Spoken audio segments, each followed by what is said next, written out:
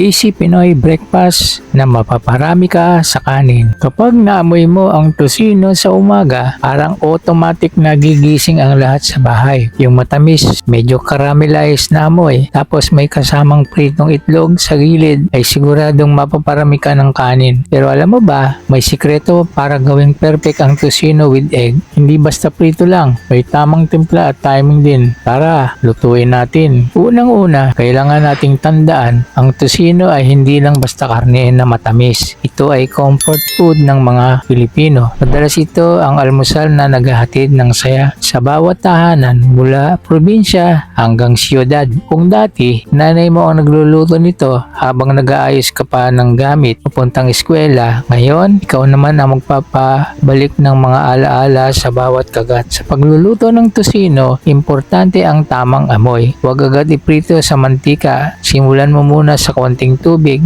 Dito mo mapapalambot ang karne habang unti-unting lumalabas ang tamis at aroma ng pinagtimplahan. Kapag nagsimulang matuyo ang tubig, saka mo lang ilagay ang kaunting mantika. Doon mo makikita kung paano nagiging makintab, caramelized at lutong-luto ang tosino. Habang kumukulo at nagiging brownish red na ito, magprito ka na rin ng itlog, sunny side up o scrambled. Depende sa trip mo. Yung kombinasyon ng alat at tamis plus yung creamy egg yolk, perfect balance sa bawat subo. At siyempre, huwag kalimutan ang sinangag. Kahit simpleng garlic rice lang, sapat na para maging espesyal ang almusal. Alam mo, bawat lutong tosino with egg ay may kwento ng pamilya. May kwento ng pagod na ginagawang saya at ng mga simpleng sandali na nagiging espesyal dahil lang sa sabay-sabay na pagkain sa umaga. Kaya bawat halong timpla, bawat pritong itlog, may halong pagmamahal at pag-aalaga. Kaya kung gusto mong magdala ng ngiti sa hapag, subukan mo rin ang simple pero makabuluhang kombinasyon na ito. Tosino with egg, hindi kailangan maging mamahalin ang ulam para maging espesyal. Basta niluto mo ng may puso, siguradong lasang Pinoy, lasang tahanan.